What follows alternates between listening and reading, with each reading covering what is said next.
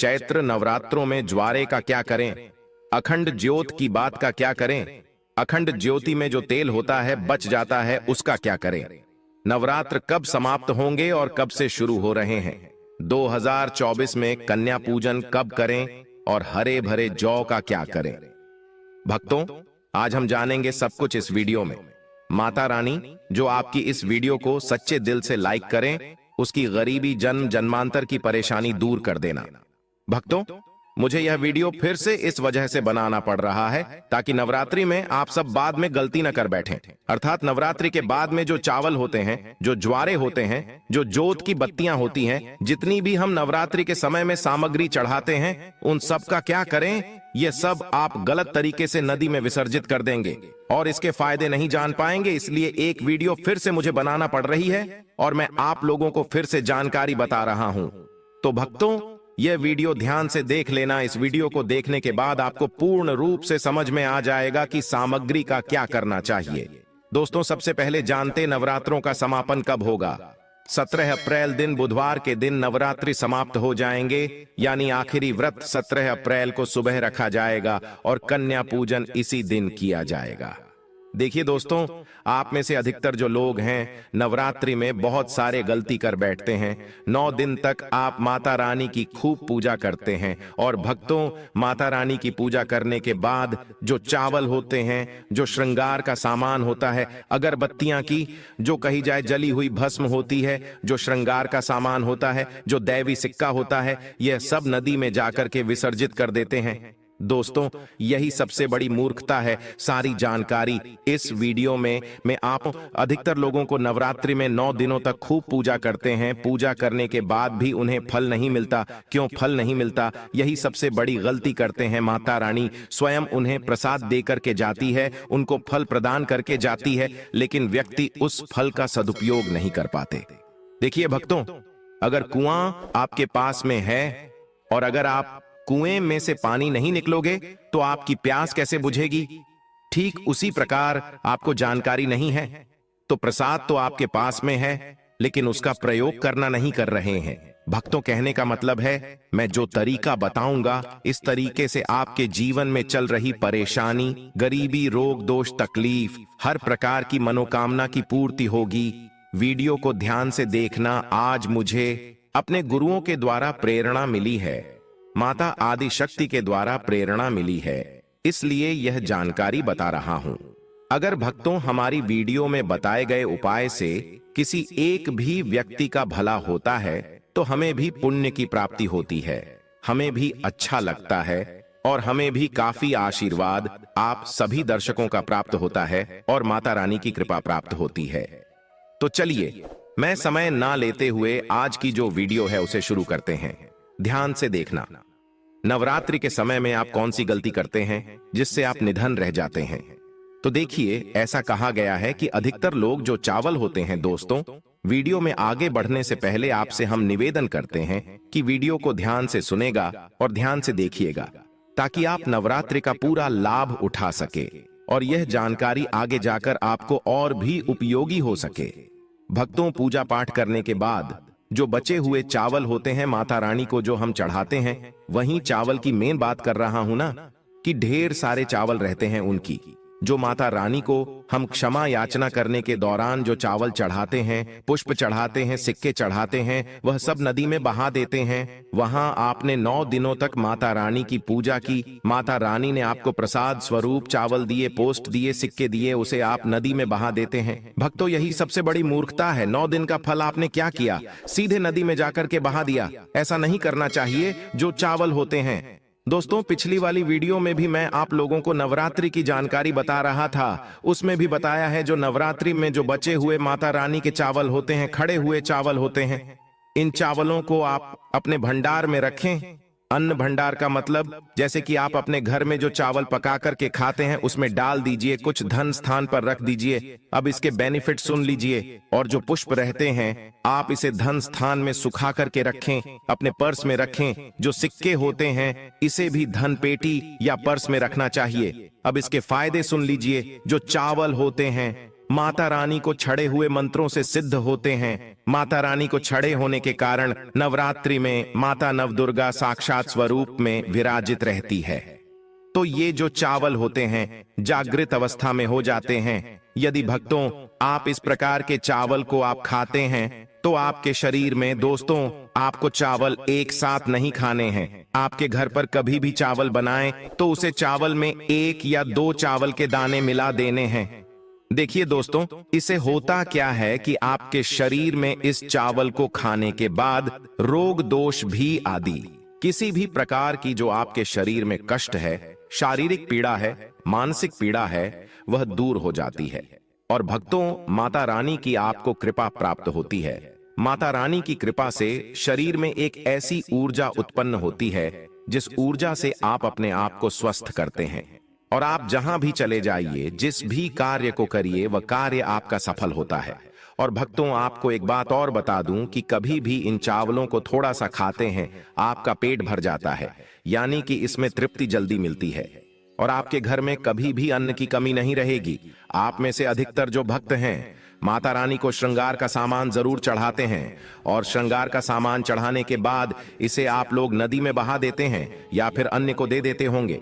तो ऐसा आपको नहीं करना है। जो श्रृंगार का सामान आप चढ़ाते हैं माता रानी के लिए, 9 दिन के बाद इस श्रृंगार के सामान को आपके घर की जो शादीशुदा महिलाएं हैं उन्हें देना चाहिए। इससे क्या बेनिफिट होता है? इससे अखंड सौभाग्य की प्राप्ति होती है। जब तक वह माता बहनें श्रृंगार करेंगे, जो भी माता रानी को चढ़ा हुआ आपने दिया श्रृंगार करेंगे, तब तक अगर साक्षात स्वयं काल भी उनके पास आ जाए उनके पति को ले जाने के लिए, मृत्यु के घाट उतारने के लिए, तो उनका बाल भी बांका नहीं कर पाएगा।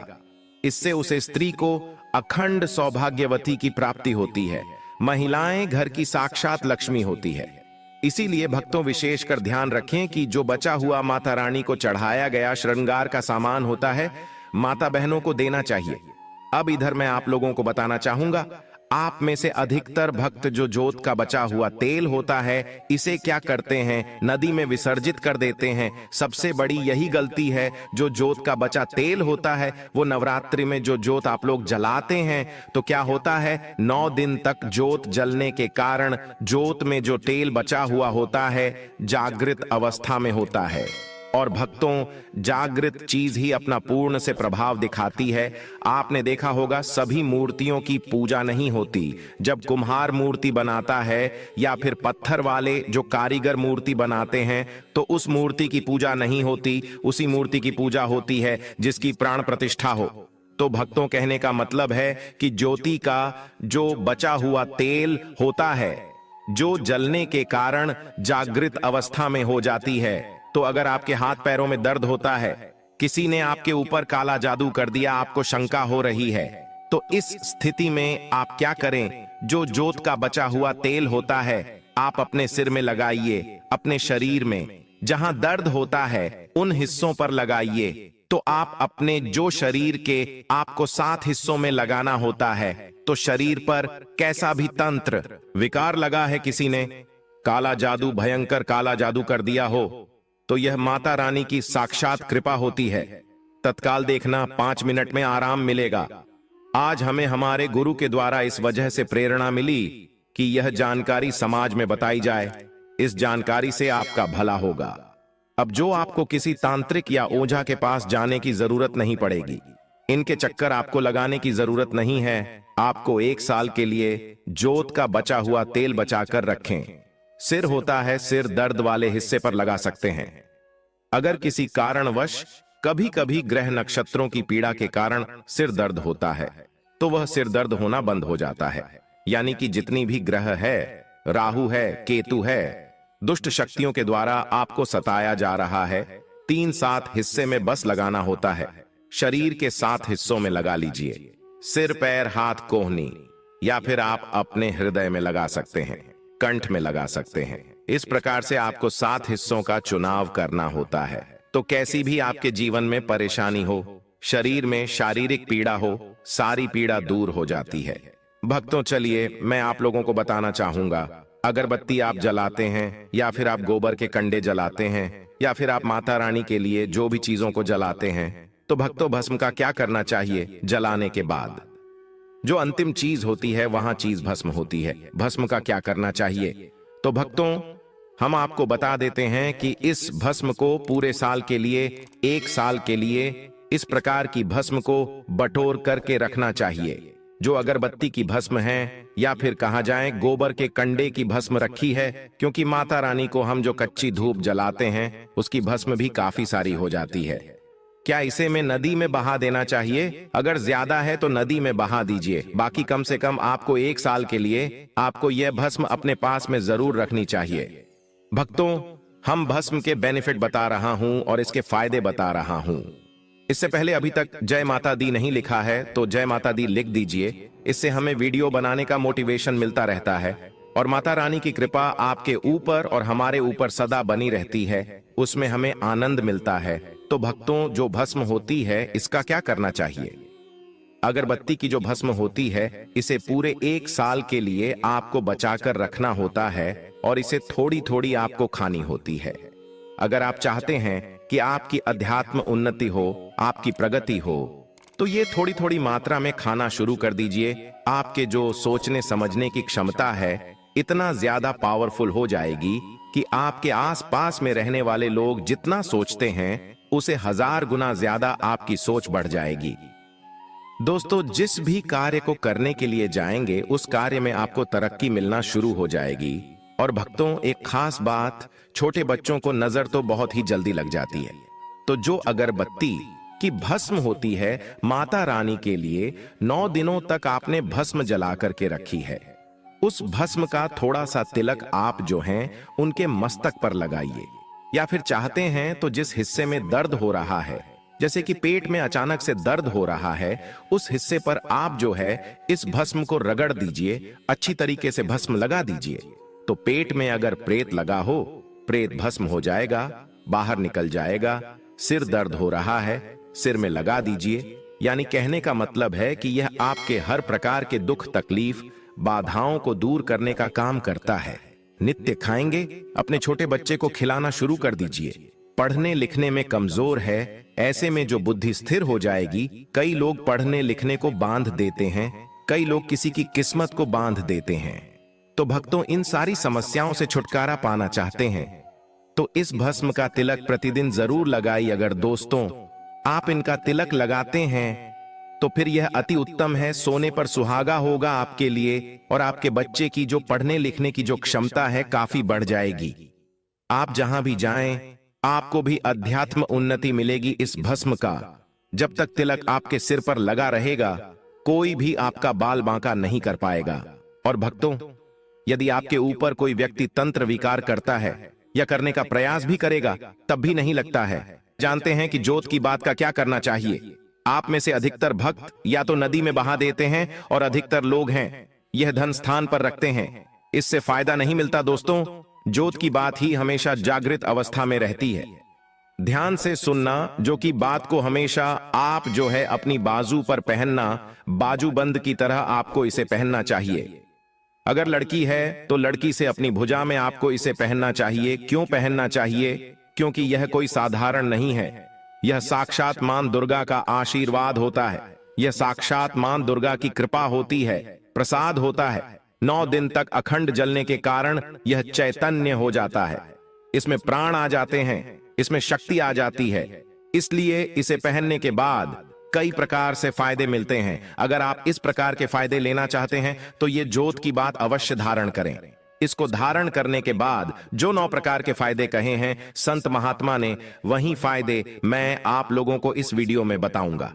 अभी तक भक्तों कमेंट बॉक्स में जय माता रानी नहीं लिखा है तो जय माता रानी लिख दीजिए, और वीडियो को लाइक नहीं किया है तो वीडियो को लाइक कर दीजिए। इसका पहला फायदा है कि अकाल मृत्यु एवं दुर्घटना से बचाता है। अगर कोई भी व्यक्ति इसे बाजू में पहनता है, धारण करता है, तो ऐसे व्यक्ति की कभी भी दुर्घटना नहीं होती, ऐसे व्यक्ति की कभी भी अकाल मृत्यु नहीं होती है।